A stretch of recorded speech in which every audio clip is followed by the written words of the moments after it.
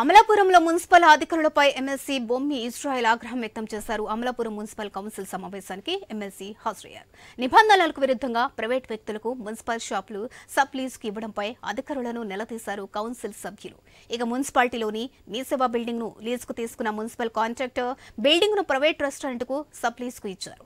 అయితే private restaurant కోసం నిర్మించిన ట్రాన్స్ఫార్మర్ కోసం అధికారులు 9 లక్షల నిధుల మంజూరుకు బిల్లు పెట్టారు. అలాగే ప్రైవేటు రెస్టారెంట్ జనరేటర్ కోసం మున్సిపాలిటీలో స్థలం కేటాయించారు. దీంతో అధికారుల తీరుపై కౌన్సిల్ సభ్యులు తీవ్రంగా ఫైర్ అయ్యారు.